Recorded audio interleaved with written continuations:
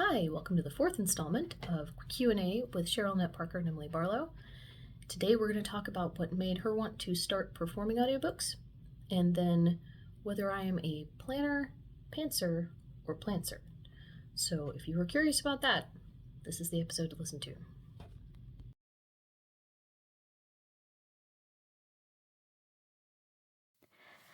I've always enjoyed storytelling. When I was very young, my dad would read stories to me and to my sisters at night before we would go to bed.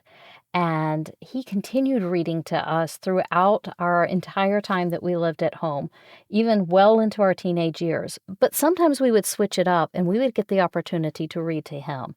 I think I was the one who enjoyed doing this the most and being able to find the most interesting stories and to be able to share those with my dad.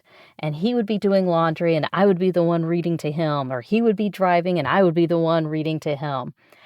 I think the first time I ever thought about recording an audiobook was actually in elementary school, and one of our classes, the teacher pulled a few of us aside to be able to record um, a drama-style audio for some other kids who were younger. It was on a small cassette tape using uh, a microphone set in the middle of the table, and I'm sure the audio quality was absolutely horrific, but it was a blast, and it stayed with me my whole life of something I wanted to do.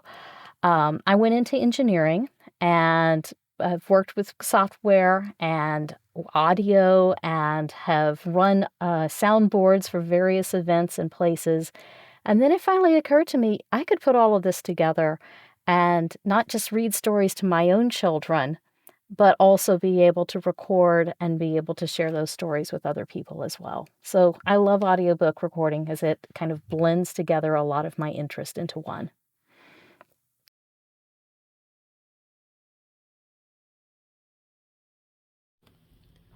When writing, am I more of a planner, pantser, or plantser? I'm going to out myself here. I am far more of a pantser than anything else. I don't usually do full outlines, and to start with, I was completely pantser. Did no planning, didn't even think about where I was going to go in the end. And then I realized that wasn't going to get me to an actual finished story. So I started putting notes together. I started kind of thinking about major plot points, and that's kind of all that I plan at the moment. I'll come up with major plot points where I know where I want characters to go, major conflicts, things like that. And then the rest of it just kind of goes. And I take notes as I go to make sure that I keep continuity and that, I can go back and refer to something. Okay, that's where I intended this to go. But those notes change, and the plan changes as the book changes. And I'm finding that that's the best way for me to operate.